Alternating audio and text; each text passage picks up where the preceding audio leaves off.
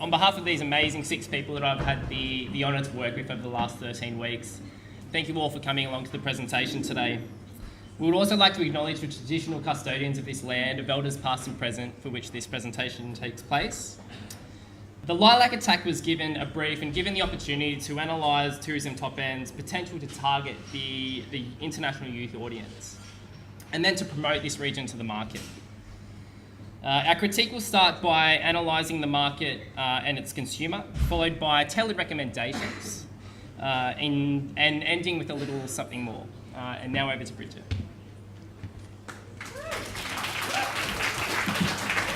In order to develop a compelling strategy for the top end, we first wanted to conduct a thorough analysis of the target market, being youth international visitors to Australia and the region in question. For the purposes of this discussion, our target customer demographics can be split into 3 groups, which can be defined as follows. Youth, any holiday visitor aged between 15 to 29 who did not travel as part of a family or school group. Working holiday visa holders, any visitor that arrived in Australia on a working holiday visa, aged 18 to 30, and with recent legislative changes can now be aged up to 35 for those from Canada and Ireland. And backpackers, any visitor who stays 1 or more nights in backpacker type accommodation during their stay in Australia. The youth market offers a very good opportunity for the top end region, given the recent changes in the visitor profile caused by the changes to the economic landscape. Looking at the data available for us for both Australia as a whole and the top end region, we found that the outlook for Australia is positive, delivering over 2.2 million youth travellers in year ending June 2018. This represents a 5% year-on-year increase. Of this, the top end region received just over 2% of youth travellers in Australia for the same period, which represented a 30% decline since their peak in 2016. At a national level, 41% of youth travellers are holiday visitors, compared to 85% of those visiting the top ends. Separately, when we look at Australia and this type of visitor holding a special working holiday visa, we see this to be the case for only 14%, compared to the top end with 43%. When we look at Australia, the top 4 visiting nationalities are China, New Zealand, the USA and UK. The top end presents a very different picture with Germany, UK, France and China as the standout nationalities. Interestingly, this aligns with the working holiday visa split of visitors in the region, as British, German and French nationals are all eligible for the visa.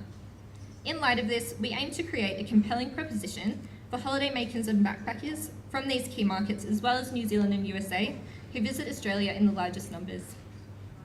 Furthermore, if we look at the overarching data profile for youth visitors into Australia, we understand that international youth visitors spend almost $8,000 per trip, with an average spend of $127 per night. Youth visitors also stay longer than the typical holiday traveller, with the average length of stay being 62 days, with a median stay of 17 days. Of this, 34% visit 3 to 7 locations in Australia and 12% visiting more than 8. If we dive into the regional visitation for the territory as a whole, the youth international market shows a consistent decline over the past decade. We delve deeper into where our market of focus is visiting when travelling in the Northern Territory, and can see that for 12 months to June 2018, the arrivals were split as per the map shown on the slide. We are mindful that access to the region by international visitors is available via direct international flights from Asia, as well as domestic markets from all major Australian cities into Darwin, Uluru and Ayers Rock in the NT, from which travellers can then self-drive around the region.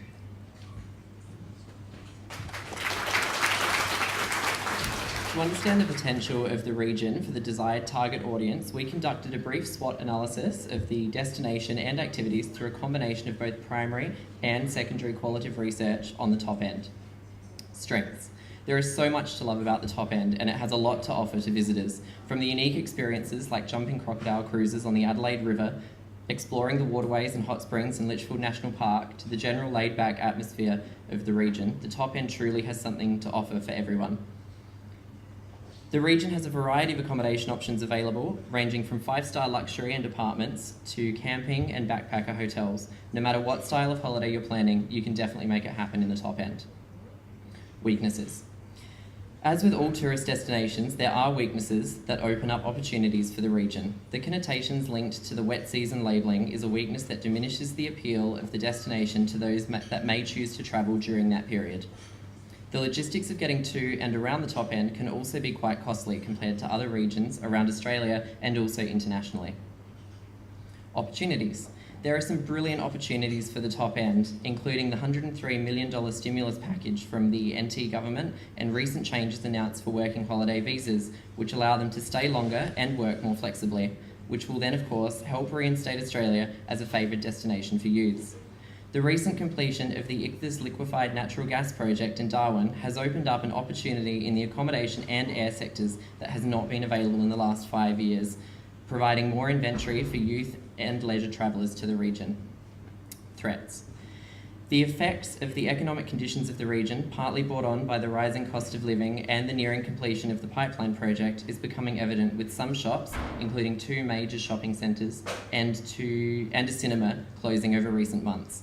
This is sadly forecast to get worse, with the economic growth expected to shrink from 1.1% to 0.5% now that the project is finishing, causing people to move away and fly in, fly out workers to stop travelling. This does, of course, however, open up a new market for visitors.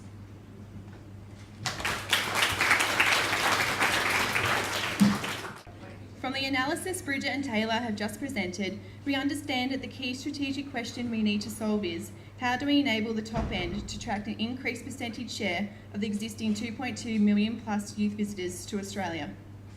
It's all about shareable experiences. After breaking down what youth travellers look for in their travel experiences, we have come up with one main idea. Part 1 is based on academic research, which shows the purchase of mementos and souvenirs is an established behaviour associated with many activities, including travel. The souvenir is an important component of the tourist experience. People like to be reminded of the special moments in their lives and to hold evidence. With that in mind, we wanted to combine meeting the need for a tangible souvenir, all while creating awareness and an online buzz for the top end. I introduced you to the newest companion that will travel around the top end with our youth visitors. We named ours Callie. The top end's newest friendly neighbourhood croc will encourage visitors to take a wider range of photos, including selfies with it, before uploading them to social media with the relevant hashtags. It will be available to pick up when they collect the keys to their rented vehicle, along with a small tag to encourage them to document their personal experiences or adventures. The option of the plush crocodile also being available to purchase in the information centre for other travellers is highly advised. In order to keep momentum, the top visitor posts will be shared on the TTE homepage and social media accounts, with the possibility of a prize for the most engaging or creative post. So how are we going to market this? By partnering up with a car hire company with the recommendation of selecting one key platinum partner at the discretion of TTE. We are targeting four-wheel drive and camper vans, not just general car hire, as the youth market appeals more to this style of travel and they are widely available within the NT. International marketing will include appearances in online backpacker brochures and in international travel agencies within the key markets outlined in previous slides.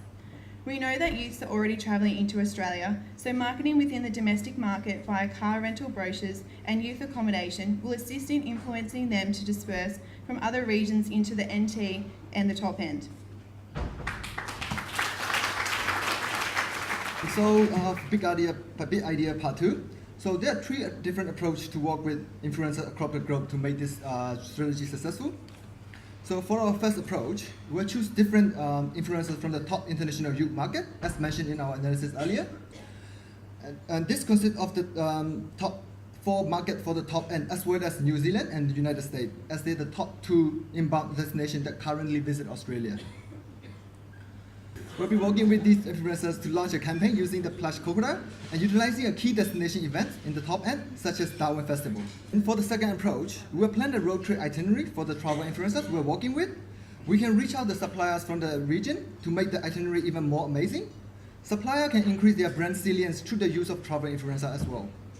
From our first approach, we'll be asking the influencers to bring the plush crocodile with them to visit all the different beautiful places across the top end to take pictures and post them on social media with the relevant hashtag.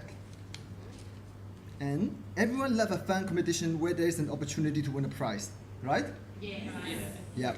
So for the final approach, we will have all the travel influencers to launch a competition to win a prize by simply taking photos around the top end with the plush crocodile and the destination hashtag and post them on social media platform.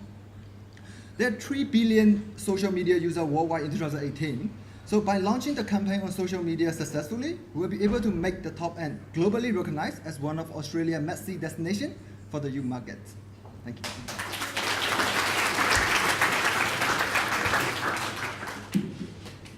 So, part 3 of our main idea is to utilise the Google Maps platform in order to create custom-made itineraries based on visitor interests.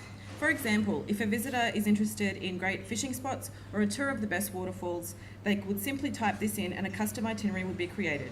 The custom itineraries would be accessible through the Top End website as well as the Top End app, allowing visitors to map on the go while they are in transit.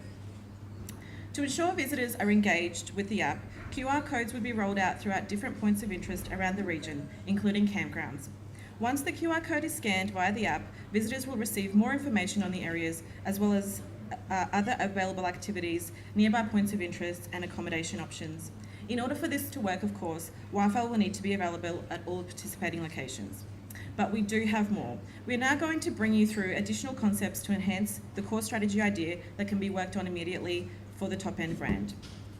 To ensure the Top End brand is the Top End is a top destination, and to ensure this campaign is off to a positive start, we felt that further suggestions were required. We want to start with a consideration of your assets and an audit of your digital platforms, which is aligned with the Tourism Northern Territory 2020 priorities. Firstly, choose your site. So that the consumer can easily find what they are looking for, we suggest that a button option is incorporated to appear when visitors enter the Top End site. They will be provided with 2 choices of website to enter, the corporate or consumer site. Secondly, language options. Build a language capability on your website. We suggest a provision of short one-page fact sheets translated on the destination for the top foreign languages, being Germany, France and China, on the website. This recommendation is in light of the organisation's prior experience with Google Translate, which did not result in the desired outcomes when a full site translation took place. And lastly, choose your content. To ensure you promote the destination first and foremost, we recommend the reordering of some content presented on the website, in particular the mobile version, so that the destination information appears before accommodation and attraction options. Next up, an audit of your branding on social media. To avoid confusion, we recommend limiting logo styles to 1, with a variation in call to action between consumer and corporate logos. Furthermore, we recommend that the corporate logos not be used on consumer-facing materials and platforms. And in terms of social media, we recommend that all posts are tagged by location with information on distances in relation to city centres, which we are glad to see have recently been implemented. Moving on to enhancing your trade.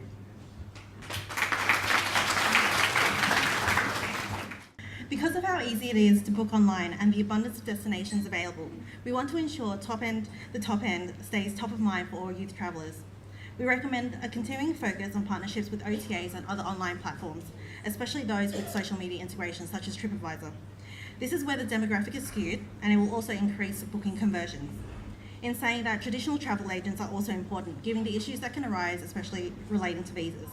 You can keep international travel agents engaged by attending international trade shows if the budget permits, or even providing updated information in the annual review of the Aussie Specialist Program that targets frontline travel agents from around the world.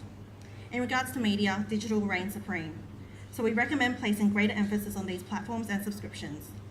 They are also easier to update live and can be used to post and share live stories. However, don't forget traditional mediums, as niche and upmarket travel publications have managed to stay relevant and grow in this digital age. Lastly, utilise your locals. We know that the RTA does not directly conduct any marketing internationally, so our recommendation to reach these international youths is to utilise your locals as ambassadors to those who are visiting Australia and also the wider region. We believe this could be beneficial all year round, but especially during the wet season when regular operating hours do not apply across the region. We suggest implementing an Ask a Local initiative next wet season, and you can do this by providing out bumper stickers and badges to locals so tourists can easily spot them and can ask them the questions that they want to ask. In our Youth Self-Drive Journey strategy, we'd like to focus on some partnership opportunities for the region, which is also directly linked to Tourism Northern Territory's 2020 vision. Firstly, as per the age-old ATAC mantra, we want to sell the destination first, hunt in packs and grow stronger together.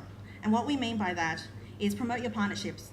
With the recent changes to the accommodation inventory in the region, partnerships with hotels and Airbnbs will be a logical and useful addition to the current car hire promotions on the website. Along the same line, we recommend partnering with your neighbouring destinations, such as Alice Springs and Uluru, who also bring in bigger diversity of tourists and also have international air access and domestic air access.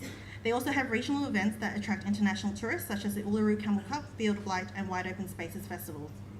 Secondly, we recommend reaching out to your local universities and tertiary organisations for additional resources to help maintain your digital platforms, as well as rolling out marketing ideas, especially since they are of the same target demographic as the youth that we're trying to target. Furthermore, this can open up access to the student and VFR markets for the region. Lastly, use your current social media platforms. This is a cost-effective way to showcase the region's unique and spectacular attractions in a medium that your market understands. We recommend a regular Top End Tuesday post, as researchers found that this is a day with the highest user engagement on social media. In turn, this will help gradually shift the perceptions of your destination.